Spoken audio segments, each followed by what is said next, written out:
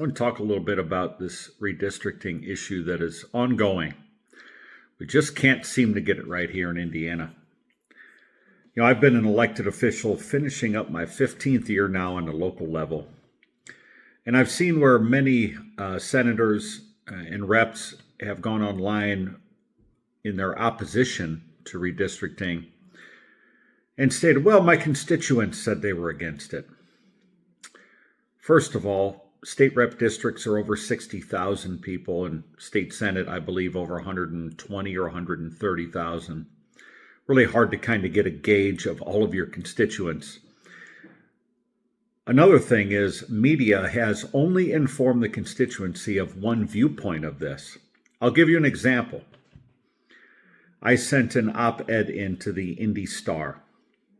I received back from their opinion editor recommended red lines of my opinion. Now, the op-ed that I ran was printed in the NWI Times verbatim, but the Indy Star looked to edit my opinions.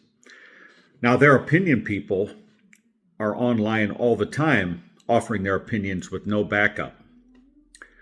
I put in my story references so the reading audience could go look it up. So media played a part in making sure that constituencies were not informed. They didn't want you to be informed. They wanted to make sure that this was information coming from only one side. Secondly, I don't recall any of those legislators sending out a poll or a survey or holding town halls when they were working through the process, what ended up to be a very bad bill in Senate Enrolled Act 1, or when they were working through the process legislation that essentially pushes the cost of utility expansions related to data centers and other large commercial users. They're pushing that cost off to consumers. You didn't ask us what we thought about that, did you? And being in office for 15 plus years, I can tell you that I voted on thousands and thousands and thousands of agenda items.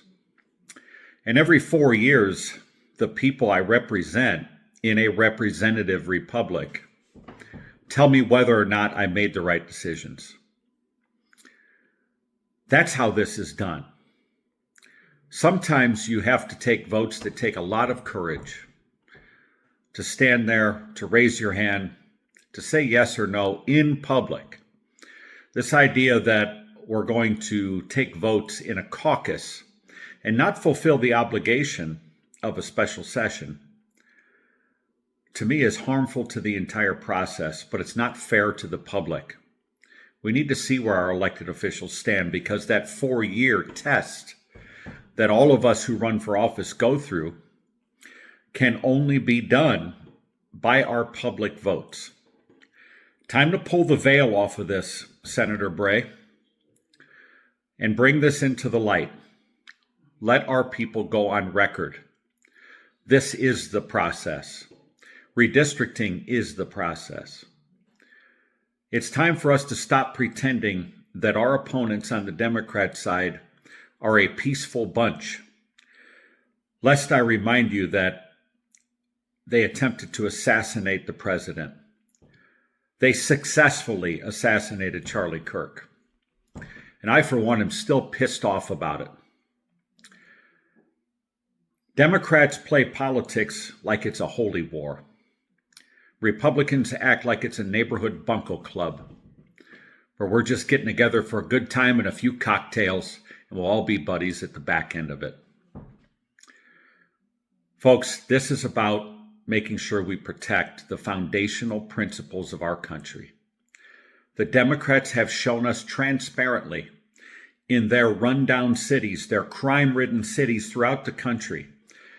Heck, they just elected a barista who lives with her parents until the age of 40 in Seattle as their mayor.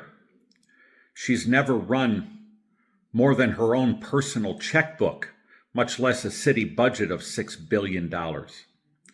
This is the kind of nonsense coming to your country if we don't stand up right now. My fellow Republicans, it's time to act like conservatives and do the right thing. Play to win, but play to protect the country, to preserve our republic. The responsibility is in your hands to vote in public. Do it now.